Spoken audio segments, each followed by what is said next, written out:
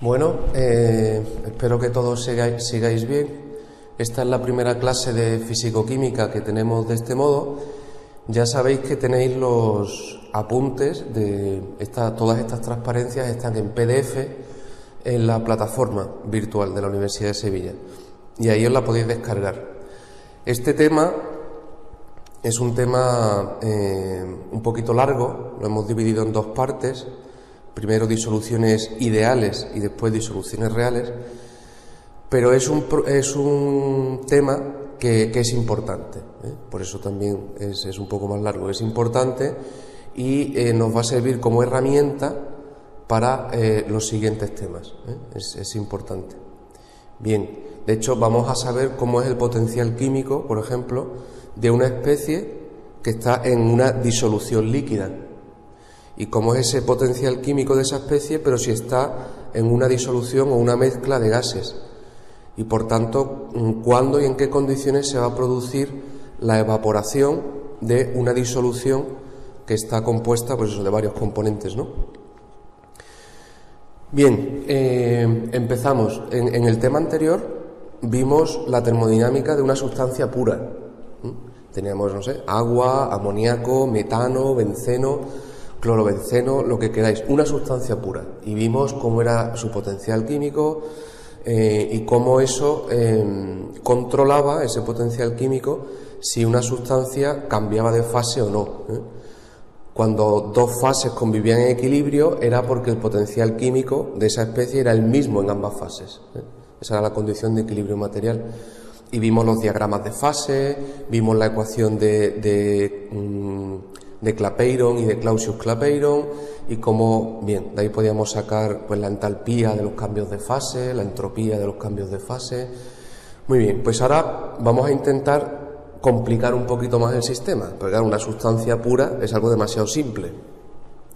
Y nosotros habitualmente en el laboratorio vamos a trabajar con mezclas de sustancias, mezclas que llamaremos disoluciones. Entonces vamos a ver cómo podemos tratar termodinámicamente una disolución, ¿vale? Bien, primero vamos a ver una serie de conceptos generales, qué es una disolución y cómo medimos la concentración. La primera idea es que la mayor parte de la química y la bioquímica ocurre en disolución. Esto es un hecho. Cuando uno va al laboratorio, la mayoría de las veces trabaja con sustancias líquidas. Y cuando trabaja con sólidos, justo a continuación los disuelve. O sea, habitualmente, la gran mayoría de las veces estamos trabajando con disoluciones líquidas. Bien, ¿qué es una disolución? Pues es una mezcla homogénea, como esto sería una disolución. Aquí hay más de una especie. Y sin embargo yo lo veo y lo veo homogéneo, no hay ninguna inhomogeneidad. Y si yo midiera las propiedades en este punto, o aquí o aquí, pues las propiedades intensivas serían exactamente la misma. Es un sistema, una mezcla homogénea. Bien, pues es una mezcla homogénea de más de un componente, son varios componentes que forman una única fase. Eso es una disolución. Las disoluciones pueden ser sólidas, líquidas o gaseosas. Nosotros estamos acostumbrados a las disoluciones líquidas, pero es verdad que cuando combinamos dos gases en un recipiente, al final acaban completamente mezclados de modo homogéneo. Entonces forman una disolución gaseosa. Y también hay sólidos, por ejemplo los metales, que son miscibles, pues que se acaban mezclando completamente y forman un material de dos metales, pero homogéneo. Pues eso sería una disolución sólida. ¿De acuerdo? Muy bien. Cuando empecemos nuestro estudio de los potenciales químicos, empezaremos con las mezclas de gases. ¿Por qué? Porque los gases son siempre mucho más fáciles de tratar. Y luego pasaremos a los líquidos, que es lo que realmente nos interesa. Bien, para definir el estado de una disolución, para definir el estado en que se encuentra una disolución, no basta dar solo la presión y la temperatura, aunque sea una fase homogénea. Es necesario dar la composición exacta de cada uno de los componentes que forman esa disolución. Es necesario, para dar la composición, es necesario dar las concentraciones. Con las concentraciones nosotros expresamos cuál es la composición exacta de ese sistema. Bien, así que es necesario repasar el concepto de concentración, repasarlo, porque algo ya habéis visto en bachillerato y seguramente en otras asignaturas. Pero vamos a ver cuál es ese concepto y los distintos modos de medirla. Sabéis que las concentraciones se pueden expresar de muchas maneras. Pues vamos a ver las más representativas. ¿Qué es la concentración de una sustancia? Pues la concentración de una sustancia en una mezcla es la cantidad relativa de esa sustancia en la mezcla. Siempre es en relación a 1 litro, por ejemplo en la molaridad, a 1 kilo de disolvente en la molaridad, el número de moles respecto al número de moles totales, siempre es algo relativo a una cierta cantidad. Por ejemplo, en la molaridad, pues por cada litro de disolución, ¿cuántos moles son de mi especie? Eso sería la molaridad. Pues es una cantidad relativa a 1 litro en ese caso, ¿no? Bien, entonces al ser relativa suele ser la división de dos propiedades extensivas. En el caso de la molaridad serían moles, el número de moles es extensivo, entre volumen, y el volumen también es extensivo. Y la división entre dos propiedades extensivas me da una propiedad intensiva. Por eso la concentración es una variable intensiva. Es la misma aquí, y es la misma tanto si cojo todo este volumen como si con una pipeta cojo solo unos mililitros. La concentración en estos mililitros es igual que la concentración aquí. Es una variable intensiva. Muy bien. Y por último decir, antes de ver los distintos tipos de concentración, que en las disoluciones líquidas y sólidas,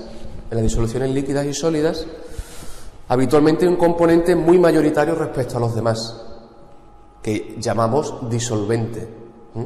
Habitualmente en el laboratorio se suelen trabajar con agua, disoluciones acuosas.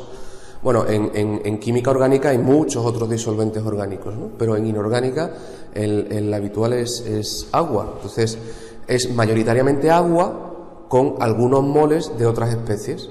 Entonces a esa especie mayoritaria, que en ese caso sería agua, se le llama disolvente, y a las especies minoritarias se le llaman solutos. Muy bien. Bueno, pues los modos más habituales de expresar la concentración son los siguientes. Fracción molar es el número de moles de una especie respecto al número de moles totales que hay en el sistema.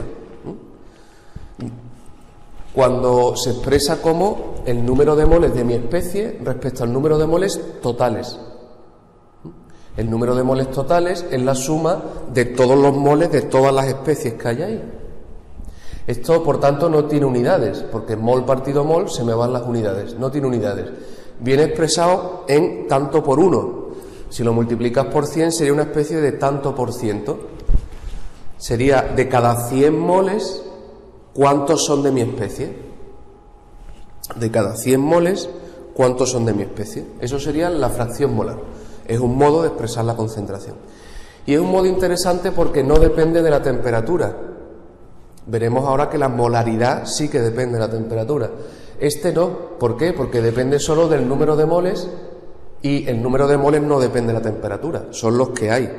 Los puedes calentar, los puedes enfriar, pero la cantidad de materia que tienes es la que es. El número de moles que tienes es el que es y no depende de la temperatura. Luego la fracción molar no depende de la temperatura. La molaridad, a la que estáis bastante acostumbrados, ¿no? Sería el número de moles de una especie respecto al volumen que ocupa la disolución, expresado en litros. Sería por cada litro de disolución, en cada litro de disolución, cuántos moles hay de mi especie. Y esa sería la concentración molar. Claro, daos cuenta que la concentración molar, que es el número de moles de mi especie, partido el volumen de disolución en litros, sí que depende de la temperatura. ¿Por qué? Porque el volumen de un cuerpo, en este caso el volumen de un líquido, el volumen que ocupa una cantidad de líquido, depende de la temperatura. Conforme se va calentando, se va expandiendo, se va dilatando. La masa es la misma, pero el volumen que ocupa cada vez es mayor como consecuencia de que sube la temperatura. Así que si el número de moles es el mismo, pero el volumen va cambiando, la concentración va cambiando. Por tanto, la concentración molar depende de la temperatura. Y eso hay que tenerlo en cuenta. Por eso también se define la molalidad. La molalidad es el número de moles de una especie respecto a la masa de disolvente, expresada en kilogramos. Por ejemplo, por cada kilo de agua, si el disolvente es agua, por cada kilogramo de agua, ¿cuántos moles hay de mi especie? Entonces se expresaría, por tanto, en mol, kilogramo. Mol de mi especie, kilogramo de disolvente. Esta forma de expresar la concentración tiene la ventaja, igual que la fracción molar, de que no depende de la temperatura. No depende de la temperatura. Los moles, la cantidad de materia, no depende de la temperatura. Lo mismo que los kilogramos de disolvente que haya, no depende de la temperatura. Serán los kilogramos que sean más calientes o más fríos, pero los kilogramos son los que son. Luego, no depende de la temperatura. Después, otra forma de expresar la concentración es el porcentaje en peso. Sería, ya no son moles, es masa, la masa de una especie, la que a mí me interesa, la masa de una especie respecto a la masa total de la mezcla. Es decir, por cada 100 gramos de mezcla, ¿cuántos gramos hay de mi sustancia? Por cada 100 gramos de mezcla, ¿cuántos gramos hay de mi sustancia? Tampoco depende de la temperatura porque depende de la masa, y la masa no depende de la temperatura. Sería la masa de la sustancia que me interesa partido la masa total de la disolución. Si lo multiplico por 100 estaría expresado en tanto por ciento en peso. Bien, y después está la concentración másica, que también estáis bastante acostumbrados a usarla, porque es cuando expresáis concentraciones en gramos litro, miligramos litro, ppm, etcétera. Sería la relación de una masa respecto a un volumen. Sería la masa de mi especie, cuántos gramos, cuántos miligramos hay de mi especie, respecto al volumen de disolución, al volumen total de disolución. Sí, se puede expresar pues en gramos litros, gramos mililitros, y sería una masa entre un volumen. La masa no depende de la temperatura, pero el volumen que ocupa una determinada masa sí que depende de la temperatura. Se expande y se contrae, ¿no? Se dilata y se comprime. Con lo cual, como el volumen depende de la temperatura, esta concentración también depende de la temperatura. Muy bien. Finalmente, una vez que hemos visto los distintos tipos de concentración, ahora sería el momento de que vosotros intentarais realizar los ejercicios del 1 al 5, de la lista de problemas que está colgada en PDF en la plataforma. Yo intentaré resolverlos en pizarra, grabarlo y subirlo para que lo veáis, pero creo que es bueno que os enfrentéis a estos problemas del 1 al 5 por vuestra cuenta, para ver qué conceptos tenéis claros o no de la concentración. Probablemente sepáis sacar muchas de las cosas que os piden estos ejercicios. Sirve sencillamente como recordatorio, para que os ejercitéis, para que recordéis los distintos conceptos el concepto de concentración y las distintas formas de expresarla. Bien, pasamos ahora a ver un concepto muy importante en disoluciones, que es lo que se llama magnitudes de mezcla. Magnitudes de mezcla. Cómo cambian las propiedades termodinámicas debido al proceso de mezcla. Cómo cambia la energía libre, cómo cambia la entropía, cómo cambia la energía interna y otras propiedades extensivas cuando yo hago la mezcla. Por el sencillo hecho de mezclarlo, está habiendo un cambio. Bien, ¿cuál es la evidencia experimental? ¿Qué es lo que observamos experimentalmente? Pues eso, que el valor de una determinada propiedad termodinámica extensiva, como el volumen o la energía libre de Gibbs o la entalpía o la energía interna, una propiedad termodinámica extensiva que es una mezcla de sustancias, cuando ese sistema es una mezcla de sustancias, no suele ser la suma del valor de esa propiedad a las sustancias puras. Si yo mezclo, por ejemplo, 25 mililitros de agua y 75 de etanol, una propiedad extensiva es el volumen. ¿Cuál sería el volumen al principio? 25 y 75 son 100 mililitros. Perfecto. Ese es mi volumen inicial. El volumen inicial es 100 mililitros. Sin embargo, cuando los mezclo y mido el volumen, resulta que es, lo tenéis ahí, cuando yo mezclo 25 de etanol con 75 de agua, el volumen que ocupan es más o menos 98, no es 100 mililitros. Se ha contraído por el hecho de mezclarlos. Así que ya veis que el volumen total que ocupa la disolución, en este caso en torno a 98 mililitros, no es la suma de los volúmenes puros iniciales, ha cambiado. Y ese cambio entre el volumen que había al principio sin mezclar y el volumen que hay al final mezclado sería el volumen de mezcla, lo que cambia el volumen por el hecho de mezclar las sustancias. Muy bien, así que la diferencia entre el valor de la propiedad termodinámica que estemos considerando, por ejemplo el volumen, en la mezcla final, y la diferencia entre lo que hay en la mezcla al final del todo menos la suma de los valores de esas propiedades de las sustancias puras, eso es la magnitud de mezcla. Bien, esto es lo que nos dice la evidencia experimental. Las propiedades termodinámicas extensivas, volumen, energía libre, energía interna, entropía, entalpía, no son aditivas. Es decir, lo que valen al principio antes de mezclarlo, la suma, no es la propiedad al final una vez que las he mezclado. Cambia. Lo hemos visto con el volumen. Era 25 y 75, la suma es 100, y sin embargo los mezclo y la mezcla no es 100, la mezcla es 98. La diferencia entre 100, que es lo que ocupaban sin mezclar, y 98, que es lo que ocupan mezclados, sería el volumen de mezcla. El volumen de mezcla. ¿Vale? Bien, entonces vamos a examinar con cierto detalle, porque se ve muy bien, con mucha claridad, el volumen y cómo afecta esto de las magnitudes de mezcla, ¿no? Cómo se pueden medir, cómo se pueden expresar las magnitudes de mezcla en el volumen, y eso nos servirá para después tratar en general otras propiedades extensivas que nos interesan, como la energía libre, la energía interna o lo que sea. Y una cuestión clave serán las propiedades molares parciales, tienen una importancia fundamental. Ya hemos visto algo de esto en el tema 0 y ahora lo traemos y lo recordamos y lo usamos. Muy bien. En nuestro curso y en las ecuaciones que van a aparecer aquí, una V mayúscula sola, una V mayúscula sin nada más, sin superíndice ni subíndices, expresará siempre el volumen total, ¿vale?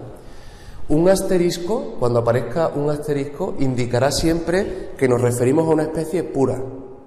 Cuando yo vea una V y tiene un asterisco, significa un volumen de una especie pura. Y N, como siempre, indicará el número de moles. Así se define el volumen molar de una sustancia pura. El volumen molar de una sustancia pura es sencillamente el volumen que ocupa un mol. Para una sustancia pura, a una presión y temperatura determinada, un mol ocupa siempre el mismo volumen para esa sustancia. Sería, por tanto, el volumen molar de esa sustancia pura, por eso aparece aquí el asterisco, el volumen de un mol de sustancia pura sería el volumen que está ocupando partido el número de moles que tengo. Entonces me queda el volumen por mol, el volumen que ocupa un mol, ese es el volumen molar. Y los volúmenes molares de sustancias puras son útiles para saber qué volumen va a ocupar una cantidad determinada de esa sustancia. Si despejamos de aquí, el número de moles pasa aquí multiplicando y yo siempre podré saber el volumen total que va a ocupar una determinada cantidad de mezcla, sabiendo el número de moles que tengo y el volumen que ocupa cada mol. Claro, si un mol ocupa 1 litro y yo tengo 3 moles, pues sé que va a ocupar 3 litros. Multiplico el número de moles por el volumen que ocupa cada mol y me da el volumen total. Muy bien. Bien, cuando tenemos varias sustancias y las mezclamos, ¿no? El volumen total que ocupan dichas sustancias antes de mezclarse, el volumen total que ocupan esas sustancias antes de mezclarse es distinto del volumen que ocupan al final una vez mezcladas. Es lo que hemos visto con el etanol y el agua. ¿Cuál sería el volumen total que ocupan antes de mezclarse? Digamos el volumen puro, el volumen cuando son sustancias separadas, sustancias puras, sin mezclarse. Pues el volumen total puro antes de mezclarse sería lo que ocupe la especie 1 sola más lo que ocupe la especie 2 sola, más lo que ocupe la especie 3 sola, los 25 de agua y los 75 de etanol. Ahora, el volumen que ocupe la especie 1, ¿cuál será? Pues el volumen que ocupe la especie 1 será el número de moles que haya de 1 por su volumen molar. El número de moles que haya de la especie 2 por el volumen que ocupa un mol de la especie 2, y así sucesivamente. O sea que el volumen antes de la mezcla siempre lo puedo calcular como la suma del número de moles de cada especie multiplicado por el volumen molar de cada especie. Perfecto. Muy bien, pues la diferencia entre el volumen que ocupa la mezcla al final, una vez ya mezclado y homogenizado, ese volumen final que llamamos V, volumen total, ¿no?, al final ya de la mezcla, menos ese volumen puro, la suma de los volúmenes de las especies separadas, la diferencia que haya es el volumen de mezcla. Es el volumen después de mezclar menos el volumen antes de mezclar. El volumen después de mezclar menos el volumen antes de mezclar. Muy bien. Aquí en la gráfica se representa el volumen que ocupa la mezcla, ¿vale? Se representa el volumen que ocupa la mezcla en función de la composición, de los mililitros de etanol y los mililitros de agua que mezclé. Aquí, por ejemplo, serían 25 de etanol, 75 de agua. Y aquí 50 de etanol, 50 de agua. Y aquí 75 de etanol, 25 de agua. Siempre suma 100 antes de mezclar. En todas estas composiciones siempre suman 100 mililitros antes de mezclarse. Y el volumen final va cambiando. No es lo mismo, por ejemplo, el mezclar aquí 75 de agua y 25 de etanol, que me daría en torno a 98, que mezclar 25 de agua y 75 de etanol, que me daría en torno a 97, o que mezclar 50 y 50, que me daría pues 96 y medio. O sea que el volumen que ocupa una mezcla depende de la composición que tiene esa mezcla. El volumen que ocupa una mezcla depende de la composición. Y esto es importante, Así que el volumen de una mezcla va a depender, por supuesto, de la temperatura y la presión, como siempre. A más temperatura se dilata, a menos temperatura se comprime. Lo mismo que si hago más presión se comprime, si hago menos presión se expande. Y también va a depender de la composición exacta. A cada composición le corresponde un volumen total distinto. Muy bien, de manera que es necesario indicar la composición exacta. Perfecto. Este es el ejemplo que os he puesto. Por ejemplo, si decimos solamente en una mezcla agua-etanol que esa mezcla a 20 grados y una atmósfera ocupa 97 mililitros, uno puede decir, bueno, he dado la presión, la temperatura, el volumen, lo he dado todo ya, ¿no? Pues no, porque resulta que a 20 grados una atmósfera y 97 mililitros podría ser esta composición de aquí, o a 97 podría ser esta composición de aquí. Con lo cual, aunque haya dicho presión, temperatura y volumen, no queda definido el estado del sistema. Es necesario dar la composición. Siempre que haya una mezcla, es necesario dar la composición para definir el estado del sistema, si no, no está definido. Muy bien, vamos a hacer un ejemplo de cálculo de volumen de mezcla. Ahí tenéis ese circulito rojo que señala este punto de aquí. Muy bien. Sería el resultado de mezclar 25 mililitros de agua, 25, con 75 de etanol, a 20 grados y una atmósfera. El volumen total antes de mezclar es 100, es 25 y 75. Antes de mezclar suman 100. Perfecto. Y el volumen, una vez mezclado, es el que me da esta curva de aquí. Resulta que es 97. Por tanto, ¿cuál sería el volumen de mezcla? El volumen de mezcla sería el volumen mezclados, 97, menos el volumen que ocupaban antes de mezclarse, 100. Luego sería un volumen de mezcla de menos 3 mililitros. Significa que cuando los mezclo, la disolución se comprime. Muy bien. ¿Y eso por qué? Porque aparecen una serie de nuevas interacciones entre las moléculas, en este caso de agua y etanol, que son atractivas. Entonces, como se atraen más, pues ocupan menos volumen. Si se repelieran, pues ocuparían más volumen. Muy bien, o sea que la causa de las magnitudes de mezcla, ya sea el volumen o de cualquiera, es que no es igual la interacción que tiene una sustancia pura consigo misma, o sea, las moléculas de agua entre sí o las moléculas de etanol entre sí, que la interacción que hay entre el agua y el etanol. Esa nueva interacción aparece en la mezcla y esa nueva interacción es la que hace que se produzcan esas variaciones en las propiedades. Que el volumen sea menor o que el volumen sea mayor, o lo mismo la energía libre, la entalpía, la entropía. Por el hecho de mezclarlo aparecen interacciones nuevas y esas interacciones nuevas hacen que el valor total de la magnitud de la propiedad extensiva que esté considerando cambie, no sea igual a la suma de las especies puras, sino que aparece una nueva interacción que hace que cambie su valor. Bueno, obviamente estamos interesados en el volumen total que ocupa la mezcla, el volumen real, una vez que ya se han mezclado, ¿no? Y ya sabemos que ese volumen no es la suma de los volúmenes puros. Entonces yo no puedo emplear los volúmenes que ocupan, o sea, los volúmenes molares de las sustancias puras, multiplicados por el número de moles que haya, para saber el volumen final, porque el volumen de las especies puras, sumados, no me da el volumen final. Ahora, sería muy interesante conocer otro volumen que no sea el volumen molar, un volumen de cada especie que, si yo lo sumo, me diera el volumen total de disolución. Eso sería muy interesante. Y eso justamente, esos volúmenes, son lo que se llaman volúmenes molares parciales. Esas son las propiedades molares parciales. La suma de las propiedades molares parciales de las especies en una disolución me da la propiedad total de la disolución. La suma de los volúmenes molares parciales de las distintas especies, multiplicado por el número de moles, sí que me da el volumen total de la mezcla.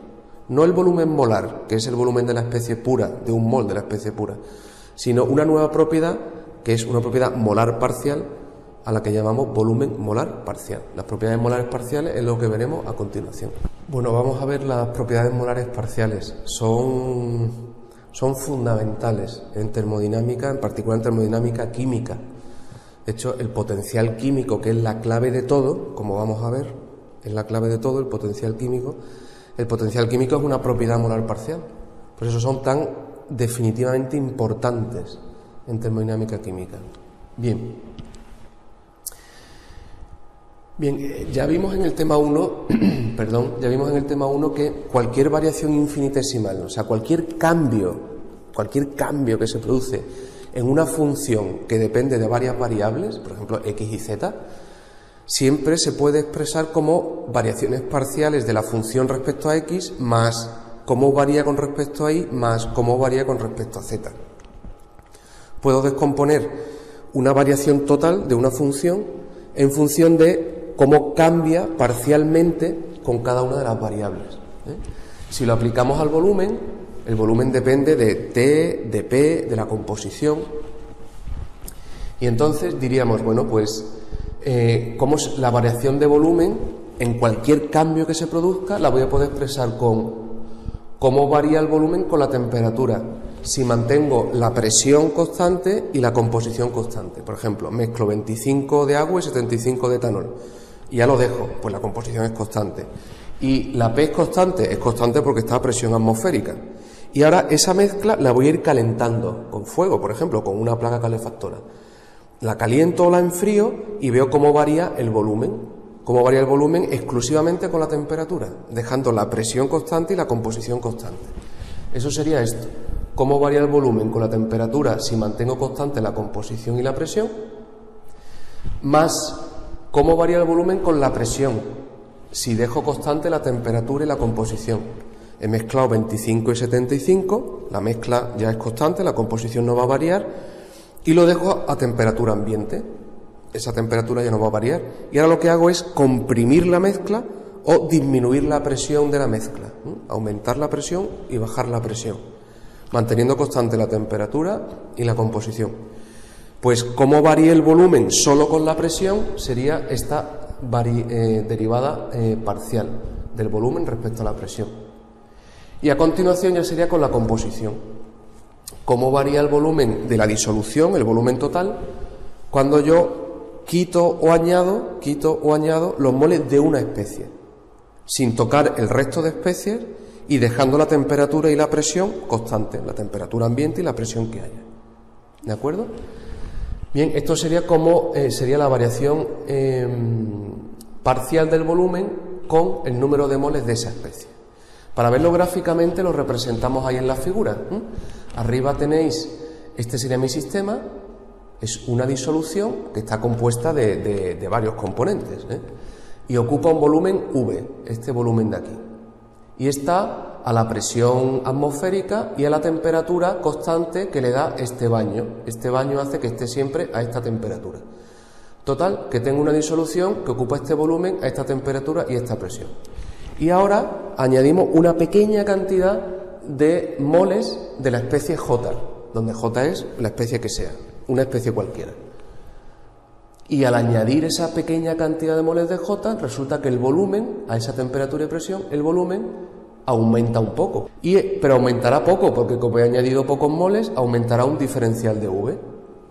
Bien, pues el cociente entre ese diferencial de V, ese pequeño cambio de volumen que se ha producido como consecuencia de ese pequeño cambio del número de moles de J, diferencial de V respecto a los moles que he añadido, eso sería el volumen molar parcial de J, ¿vale?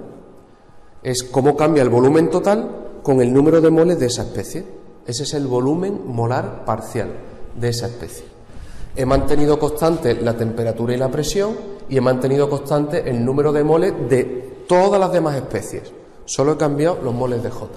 Bien, pues esta expresión, ese cociente, me da justamente el volumen molar parcial de esa especie. Cómo cambia el volumen total con los moles de esa especie.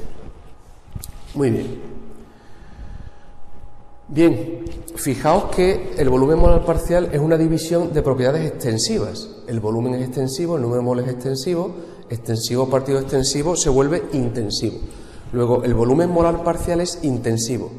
Y como es intensivo, ya no depende de la cantidad de materia, solo depende de propiedades intensivas. Por tanto, va a depender de la temperatura, de la presión y de la composición. Temperatura, presión y composición. Muy bien. Y en una sustancia pura, cuando no hay mezcla, es una sustancia pura, o sea, estoy añadiendo moles de agua sobre agua pura, pues entonces esta variación no es más que el volumen molar de esa especie. El volumen molar parcial de una especie pura es sencillamente el volumen molar, el volumen que ocupa un mol de sustancia. Muy bien. Aquí tenéis un ejemplo, que yo creo que se ve muy claro con un ejemplo. Son el volumen que ocupa una disolución que está a 20 grados y una atmósfera, o sea, condiciones habituales del laboratorio, y está hecha a base de 1000 gramos de agua, o sea, 1 kilo de agua, y cantidades distintas de moles de sulfato de magnesio. Yo siempre voy a tener 1 kilo de agua y le voy a añadir un poquito de sulfato de magnesio y veo qué volumen ocupa. Ahora le añado otro poquito de moles de sulfato de magnesio y veo qué volumen ocupa, y otro poquito, y entonces represento cómo varía el volumen total con el número de moles que tengo de sulfato de magnesio. Para esta cantidad de moles ocupaba esto, para esta cantidad de moles ocupaba esto, para esta cantidad de moles ocupaba esto, y así sucesivamente. Entonces veis que el volumen total va cambiando continuamente con el número de moles que hay de la especie. ¿Cuál sería el volumen molar parcial? Pues no existe un volumen molar parcial. A cada concentración le corresponde un volumen molar parcial diferente. Fijaos, el volumen molar parcial es cómo varía V con el número de moles. Eso es la pendiente, es decir, la línea tangente a la curva. Así que, por ejemplo, para 0,1 moles en 1 kilo de agua, por tanto sería una concentración 0,1 molal, para 0,1 moles yo me vendría aquí y diría, necesito saber cuál es el volumen molar parcial a esta composición. Bueno, pues trazo la línea tangente a la curva en ese punto y mido cuál es la pendiente que sería incremento de Y partido incremento de X. He alargado las líneas para poder medir bien. Entonces sería, si os fijáis, este punto de aquí está justo en esta línea, este está en esta línea, luego esto sería incremento de Y y incremento de X sería de aquí a aquí. O sea, incremento de Y sería 1,01, o sea, 1001,9, y 1001,7. Y abajo sería 0,3 menos 0,1. Si hago esa división me da la pendiente en este punto, que resulta ser de 1 mililitro por mol, 1 centímetro cúbico por mol. ¿Qué quiere decir? Que a esta composición la tendencia del volumen a crecer con el número de moles de magnesio es 1 mililitro por cada mol de sulfato de magnesio. La tendencia a crecer sería de 1 mililitro por cada mol para esta composición. Pero si me voy a otra cantidad de moles, a otra composición distinta aquí, ahora la línea tangente tendría una pendiente diferente y por tanto un volumen molar parcial diferente. Y si me vengo aquí, la tangente es distinta, y aquí es distinta, y aquí es distinta, es distinta, distinta. Luego, el volumen molar parcial de una especie depende de a qué composición esté, depende de la composición. No existe un único volumen molar parcial para siempre, no. Para cada composición, el volumen molar parcial de cada especie es distinto. ¿Veis? La tangente va cambiando constantemente con la composición. Muy bien. Bueno, pues con la definición del volumen molar parcial, esta expresión general de un cambio de volumen sería cómo varía con la temperatura manteniendo el resto constante, cómo varía con la presión manteniendo el resto constante, cómo varía con los moles de 1 manteniendo el resto constante, etcétera. Ahora sabemos que estas variaciones con el número de moles son el volumen molar parcial. Así que toda esta suma se me queda como la suma de los volúmenes molares parciales por la variación del número de moles de esa especie. Y si la mezcla se hace a TIP constante, que es lo normal, que yo mezcle dos líquidos que están a la misma temperatura y presión, pues si se hace a TIP constante, diferencial de T es 0, diferencial de P es 0, y me queda que la variación de V es directamente este sumatorio de aquí. Perfecto, este resultado conviene guardarlo en memoria y lo vamos a utilizar ahora dentro de un rato, ¿vale? Ahora vamos a intentar hallar cuál es la relación que hay entre el volumen total de disolución y los volúmenes molares parciales. ¿Acaso será que el volumen total es la suma de los volúmenes molares parciales? Sería ideal, porque si conozco los volúmenes molares parciales y los moles de cada especie, podría calcular siempre el volumen total de disolución. Bien, por eso tenemos que demostrarlo, no es obvio. Bien, entonces sabemos que el volumen de la disolución es una propiedad extensiva. El volumen es extensivo. No ocupa el mismo volumen 1 gramo que 2 gramos que 5 kilos de agua. Ocupan volúmenes distintos. Luego el volumen depende de la cantidad de materia. Es una propiedad extensiva. Así que aparte de presión, temperatura y composición, como es extensiva, dependerá también de la cantidad de materia. Bien, nosotros no vamos a cambiar la composición. Es decir, vamos a ver cómo varía el volumen de una disolución con la cantidad de materia, pero manteniendo las composiciones constantes. Es decir, por ejemplo, voy a mantener que siempre haya un 3% de esta sustancia, un 5% de esta y un 90% de la otra, etcétera. Y lo que hago es duplicar, por ejemplo, el número de moles de todas las especies, de manera que aumenta el doble la cantidad de materia, pero manteniendo las proporciones. Siempre hay un 3%, un 5%, un 90%, un 70% de cada una de las especies. Mantengo las concentraciones, pero voy aumentando proporcionalmente la cantidad total de materia. Claro, si yo duplico el número de moles de todas las especies, pues obviamente se duplica el volumen total de la disolución. Luego, la relación del volumen de disolución con la cantidad total del número de moles, si mantengo constantes las composiciones, es directamente proporcional. Si duplico, se duplica el volumen. Si triplico, se triplica el volumen. De manera que efectivamente podemos escribir que el volumen total va a ser directamente proporcional al número de moles, a la cantidad total de moles que tengo, por una función que recoge la variación de V con la temperatura, la presión y la composición. Aquí ya está la cantidad de materia y aquí está el resto de variables. Y la forma de esta función no la conocemos. Tenemos ahora que determinar qué forma tiene esta función desconocida. Muy bien, como las composiciones las vamos a mantener constantes, vamos a ir incrementando el número de moles, pero siempre se va a mantener la proporción de unos moles a otros, con lo cual la concentración va a seguir siendo la misma.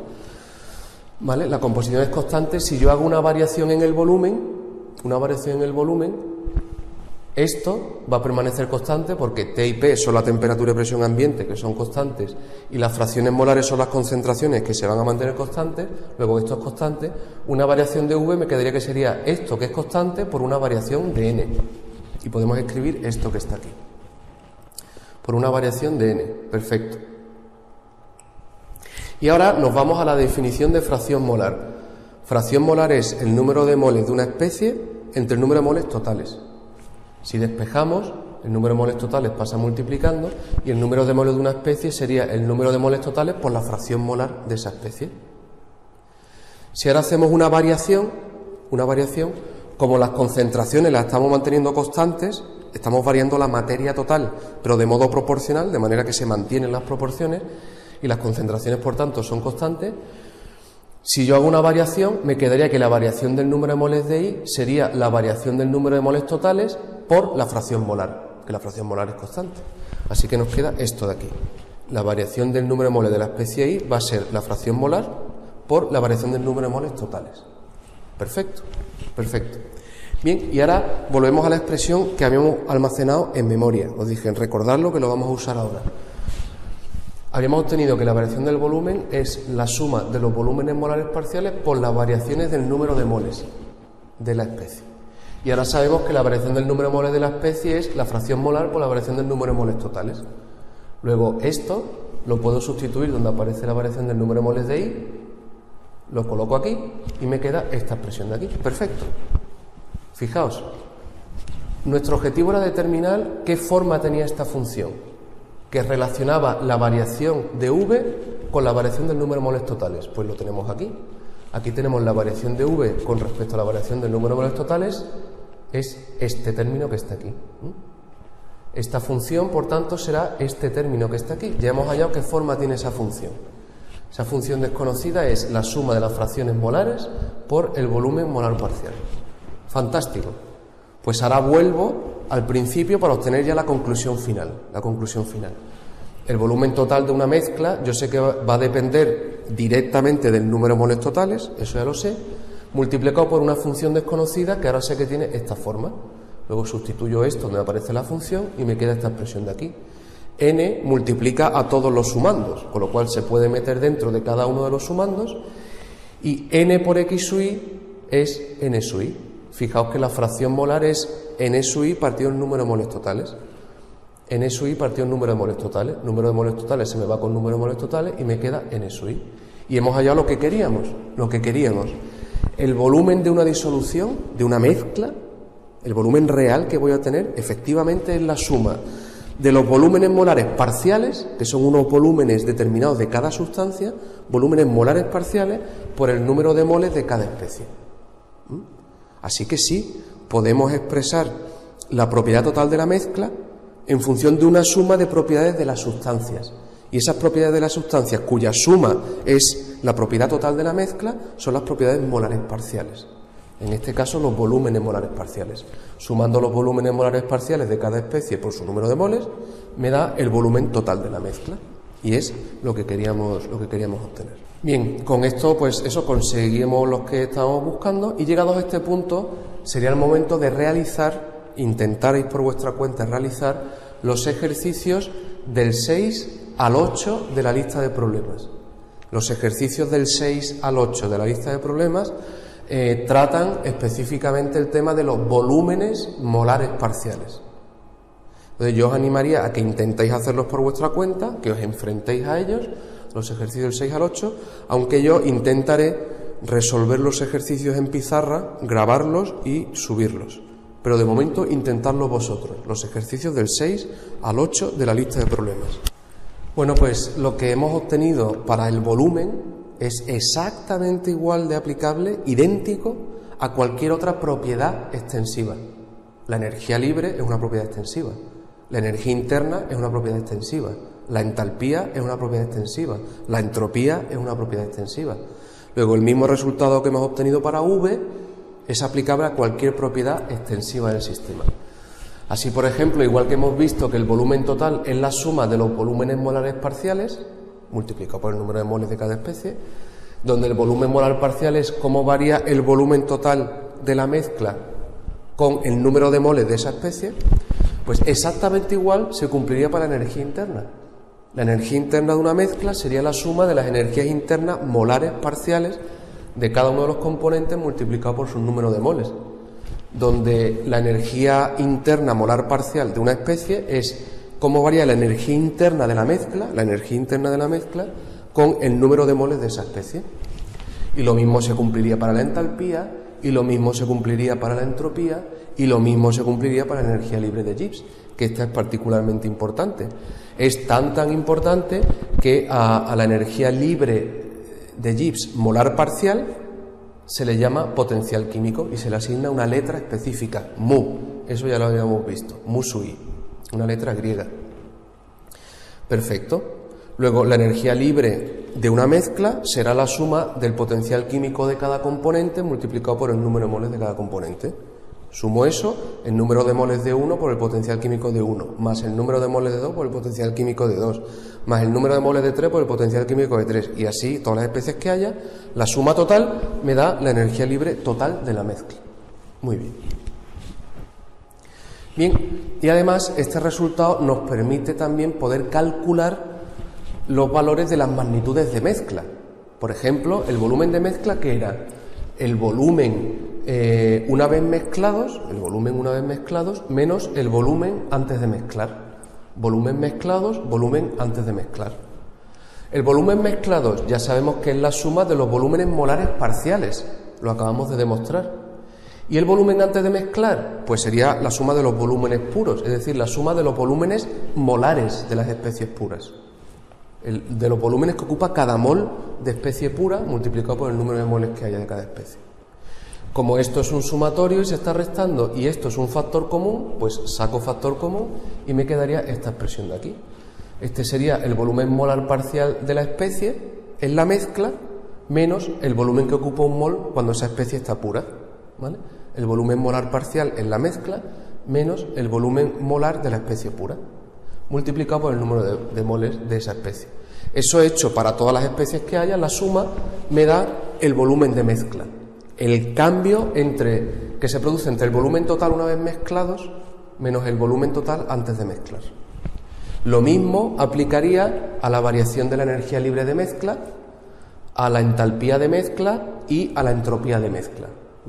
¿Cómo sería la energía libre al final una vez mezclados menos la energía libre cuando las especies estaban separadas y puras? Esa variación en G, que se debe a la mezcla, al hecho de mezclarlas, es la energía libre de Gibbs de mezcla, y se podría calcular a través de las energías libres molares parciales y las energías libres molares, la energía libre por cada mol de sustancia pura en ese caso. Muy bien, y así para el resto de propiedades extensivas.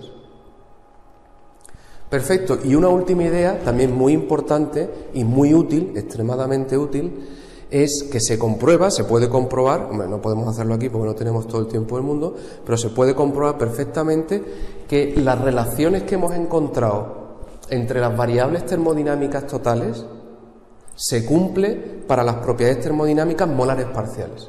Así, si por definición para G habíamos visto que era igual a H menos TS, entonces también se cumple que la energía libre molar parcial es igual a la entalpía molar parcial menos T por la entropía molar parcial. La misma relación que aplica a las funciones totales aplica a las funciones molares parciales. ¿Y por qué T no es molar parcial? Porque T no es una variable extensiva, T es intensiva, igual que la presión. Y las propiedades molares parciales solo afectan a las propiedades extensivas. ¿De acuerdo? Bien, otra relación interesante que ya hemos usado en el tema anterior y en otros, ¿no? ¿Cómo varía la energía libre del sistema con la temperatura? Si yo caliento o enfrío, ¿cómo varía la energía libre del sistema? Si mantengo la presión constante y la composición constante. Pues eso era igual a menos entropía. La misma relación aplica a la propiedad molar parcial. La variación de la energía libre molar parcial con la temperatura, manteniendo constante el resto, es igual a menos entropía molar parcial. La misma relación que aplica aquí aplica a las propiedades molares parciales. Y otra relación interesante que habíamos encontrado es cómo variaba la energía libre con la presión. Si yo aumento la presión o bajo la presión, ¿cómo cambia la energía libre del sistema? Si mantengo constante la temperatura y la composición. Pues eso es igual a V. La misma relación aplica a las molares parciales. Lo que aplica a las funciones, aplica a las funciones molares parciales. Si la variación de G compara esto, pues la variación de G molar parcial con respecto a P será el volumen molar parcial. Y esas relaciones nos van a ser tremendamente útiles en el futuro.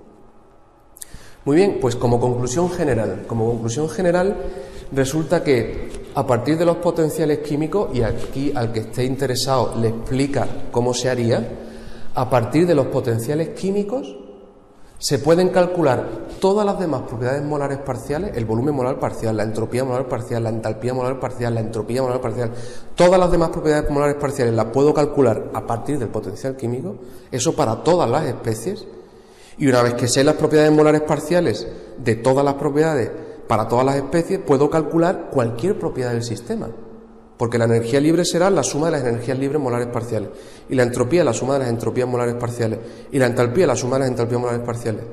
Por tanto, si conozco los potenciales químicos de las especies en una mezcla, tengo toda la información. A partir de los potenciales químicos lo puedo saber todo del sistema, todo. Tanto propiedades molares parciales como las propiedades totales del sistema. Solo necesito saber los potenciales químicos. Sabiendo los potenciales químicos de los componentes de una mezcla, lo sé todo de la mezcla. Lo puedo saber, lo puedo deducir a partir de esos potenciales químicos. Por eso el potencial químico es esencial, porque si tienes los potenciales químicos, los tienes todo. Lo próximo que veremos en este tema será justamente cómo son esos potenciales químicos. ¿Cómo es el potencial químico de una especie gaseosa en una mezcla de gases? ¿Y cómo es el potencial químico de una especie líquida en una mezcla de líquidos, en una disolución líquida? Eso es lo que veremos a continuación. ¿Y por qué es importante? Porque sabiendo el potencial químico, lo sé todo. Bueno, pues vamos allá. Vamos a empezar con lo importante de las disoluciones, que es conocer el potencial químico de las sustancias en esas mezclas, en esas disoluciones, porque ya lo hemos dicho antes, conociendo el potencial químico lo sabemos todo, o lo podemos determinar todo a partir de él. Bien, el potencial químico es una propiedad intensiva, lo sabemos, porque es la división entre dos propiedades extensivas, es intensiva.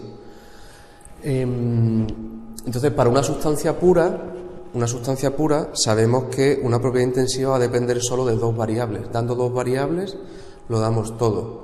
En particular, siempre cogemos temperatura y presión.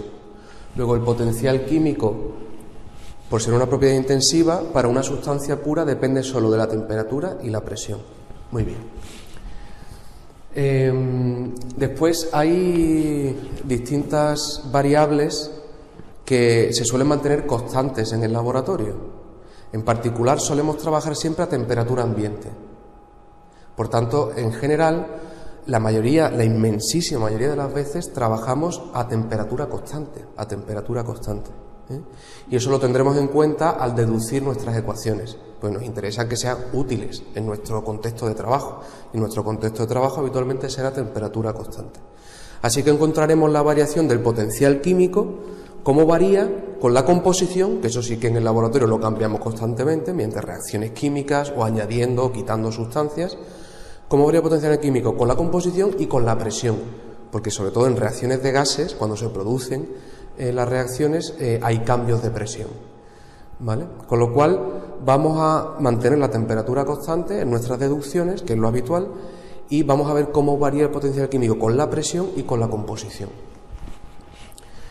Muy bien, vamos a empezar por el más simple de todo. ¿Cómo es el potencial químico de una sustancia, un gas ideal puro? Un gas ideal puro, una sustancia pura en estado gaseoso con comportamiento ideal, un gas ideal puro. Bueno, para una cantidad fija de sustancia, sea cual sea la sustancia, sabemos que la variación de G viene dada por V diferencial de P menos S diferencial de T. Eso ya lo sabemos. Si dividimos por el número de moles de esa sustancia, en una sustancia pura, pues nos quedará que la variación de G molar es el volumen molar diferencial de P menos S molar diferencial de T. Muy bien. Y para una sustancia pura, ya dedujimos en el tema anterior, en el tema 1, que para una sustancia pura se cumple que la energía libre molar es lo mismo que el potencial químico, para una sustancia pura. El potencial químico sería la energía libre molar parcial, pero la energía libre molar parcial es lo mismo que la energía libre molar para una sustancia pura. Así que como la energía libre molar es igual que el potencial químico en una sustancia pura, donde aparece energía libre molar, pongo potencial químico. Es una sustancia pura. Perfecto. Luego la variación del potencial químico sería el volumen molar diferencial de P menos S molar diferencial de T. Perfecto. Eso para una sustancia pura, eso se cumpliría para cualquier sustancia pura. Ahora nos vamos a aprovechar del hecho de que es un gas ideal y del hecho de que estamos a temperatura constante. Si la temperatura es constante, diferencial de T sería 0. Luego esto se me va y me queda directamente que la variación del potencial químico sería el volumen molar diferencial de P. Bien, como es un gas ideal, yo sé que el volumen molar va a venir dado por RT partido por P. V partido por N va a ser RT partido por P. Luego donde pone volumen molar ponemos RT partido por P. Perfecto. Eso es un gas ideal puro. Perfecto. Y ahora integramos la expresión entre dos estados, entre un estado 1 y un estado 2. ¿Vale? Bien, para hacer esa integración lo que hacemos es definir un estado de referencia o estándar. ¿De acuerdo? Un estado de referencia o estándar. Y para un gas ideal puro es sencillamente el gas ideal a un bar de presión, a la presión de un bar. ¿Ok? Un gas ideal puro a la presión de un bar está en su estado estándar, en su estado de referencia. Ese es el valor de referencia. Muy bien. Pues cogiendo el estado estándar como el estado 1 de nuestra integral y cualquier otro estado como estado 2, obtendríamos que R y T es constante, porque estamos a temperatura constante, eso sale fuera de la integral, y me quedaría la integral de diferencial de P partido por P. Entre un bar, que es el estado 1, un bar, y si el gas ideal está a un bar, está en su estado estándar, luego el potencial será el potencial estándar, y otro estado donde la presión es diferente, una presión P, y que tendrá por tanto un potencial químico mu cualquiera. Al hacer esta integral de diferencial de mu, pues sería sencillamente la diferencia, incremento de mu. Mu menos mu sub 0. Perfecto. RT y la integral de 1 partido por P es el logaritmo neperiano de P. Luego sería logaritmo neperiano de P menos logaritmo neperiano de un bar o logaritmo neperiano de P partido por 1. La diferencia de logaritmo es el logaritmo del cociente. Nos queda esta expresión de aquí, logaritmo neperiano de P partido un bar. Un bar. O despejando nos queda esta expresión final. El potencial químico de un gas ideal a cualquier temperatura y presión, T y P, va a venir dado por lo que valga el potencial a esa temperatura cuando está a un bar, el potencial estándar a un bar a esa temperatura, lo que valga, más RT, logaritmo neperiano de la presión a la que esté el gas respecto a un bar. Lo de poner aquí un bar numéricamente no afecta, porque es como dividir por 1, pero sí que te recuerda que la presión tiene que venir en bares, para que el bar se vaya con bar y se quede sin unidades, que es lo que corresponde a un logaritmo. Entonces, para recordarlo, nos pondremos ahí lo de un bar. Pues este es el potencial químico de un gas ideal a cualquier temperatura y presión. Ya sabemos qué forma tiene ese potencial. Si representamos nu menos nu sub 0, nu super 0, perdón, o sea, potencial menos potencial estándar, cómo varía con la presión, pues obtenemos esta curva de aquí. O sea que sabemos perfectamente cómo varía el potencial químico de un gas ideal puro con la presión. Perfecto, perfecto. Pues ahora vamos a dar el paso siguiente. Bien, antes de dar el paso siguiente, primero, antes de seguir, necesitamos conocer algunas definiciones, en particular definir lo que vamos a llamar presiones parciales, ¿vale? Presiones parciales. Bien, en una mezcla de gases, estamos mezclando gases y ya la mezcla se ha vuelto homogénea, pero hay componentes distintos formando una única mezcla gaseosa. En una mezcla de gases, ideales o no, me da igual, la presión total, P, la presión total a la que está la mezcla de gases, se define como la presión a la que se encuentra esa mezcla de gases en el equilibrio. O sea que la presión total es sencillamente la presión a la que está sometida la mezcla de gases. Perfecto, y le llamaremos P. Bien, y se definen las presiones parciales de cada gas que forma la mezcla, de cada gas, como el producto de la presión total a la que está sometida la mezcla, la presión total, por la fracción molar de ese gas. Y fijaos que es una definición.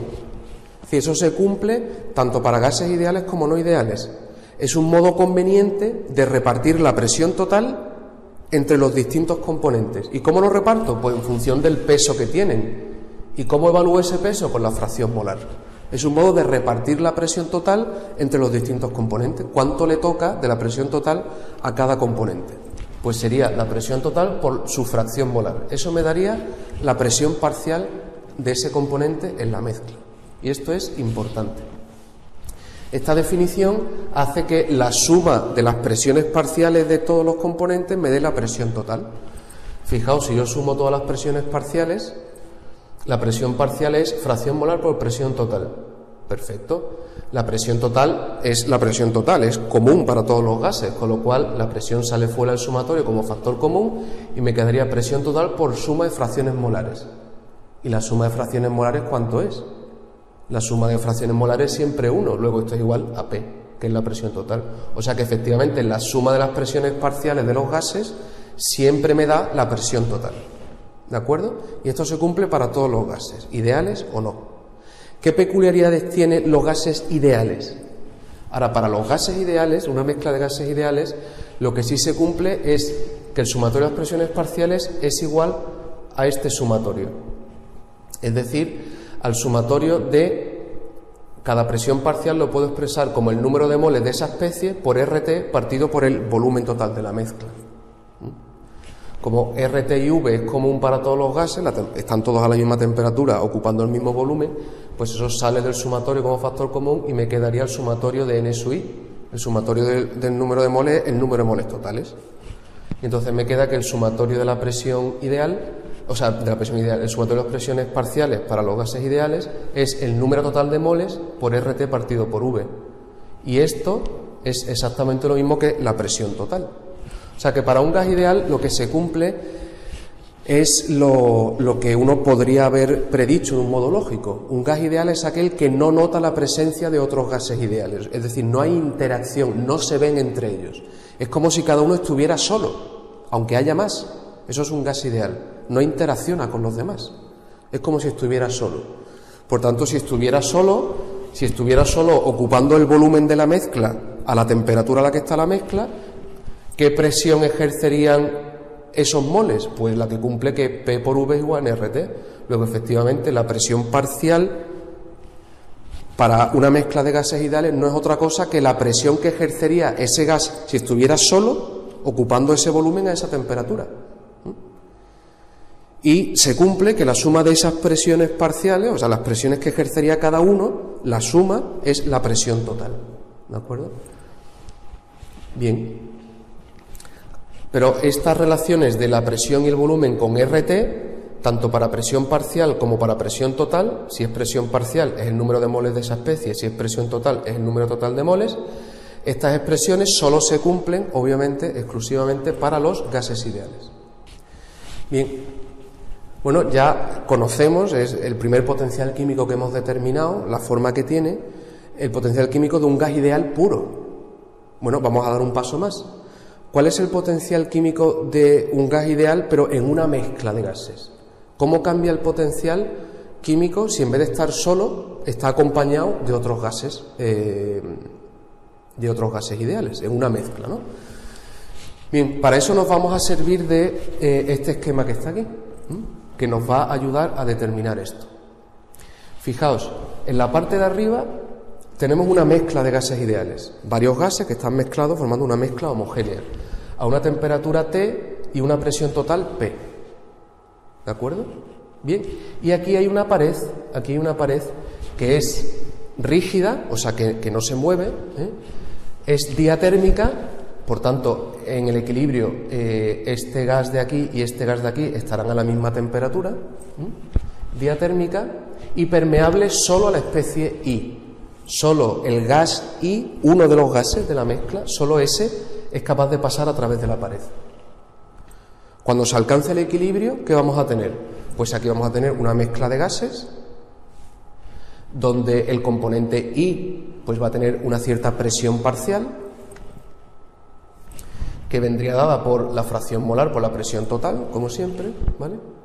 Y aquí, pues el gas I, ese componente, habrá ido pasando a través de la pared. ¿Hasta cuándo? Pues como el gas ideal no nota a los demás gases, es como si estuviera solo, pues lo que va a tender es a ocupar homogéneamente ambos volúmenes. Y si se alcanza el equilibrio mecánico, quiere decir que la presión aquí va a ser igual a la presión aquí.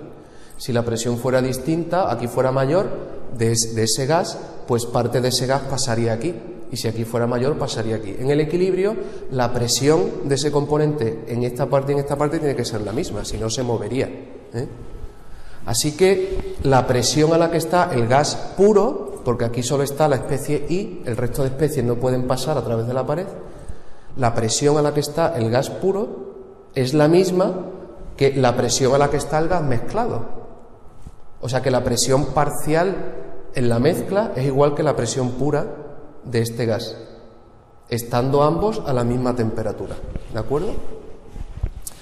Muy bien, muy bien. Por tanto, si hay equilibrio material, es decir, si ya el gas y ese componente ha dejado de pasar de una parte a otra porque se alcanza el equilibrio, entonces el potencial químico del gas en la mezcla tiene que ser igual al potencial químico de este gas puro en estas condiciones.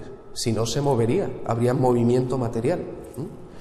Luego se tiene que cumplir necesariamente que el potencial químico en la mezcla, a esa temperatura y esa presión, es igual al potencial químico del gas puro, que está a la misma temperatura y a la presión a la que está el gas puro. Pero claro, esa presión es la misma que la que está en la mezcla. Luego, en vez de poner aquí presión puro, pongo presión en la mezcla. ¿Por qué? Porque numéricamente son idénticas. El gas puro está a la misma presión que aquí. Luego pongo que está a la temperatura y a la presión que coincide con la presión parcial en la mezcla. Bien, pero fijaos que tenemos aquí. Esto es la presión, el potencial químico de un gas ideal puro. El potencial químico de un gas ideal puro lo hemos determinado justo antes. Sabemos qué forma tiene, pues la ponemos ahí. Sabemos que el potencial químico de un gas ideal puro, a T y P, donde ahora la P es la presión parcial, ¿vale? ¿Por qué? Porque está justo a esa presión, que es la misma que la presión parcial. Sería el potencial químico estándar a la temperatura T más RT logaritmo neperiano de esa presión respecto a un bar. Eso lo sabemos. Perfecto. Luego, si este es el potencial del puro y el puro en el equilibrio material tiene que ser igual a en la mezcla, el potencial en la mezcla tiene que ser igual a esto que está ahí. Y nos queda, por tanto, esta expresión.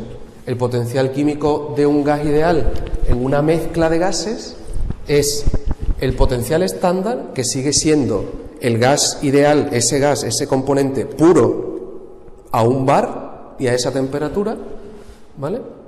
Más RT logaritmo neperiano de, ahora en vez de ser la presión, es la presión parcial en la mezcla respecto a un bar. Esto nos daría el potencial químico de un gas en una mezcla de gases.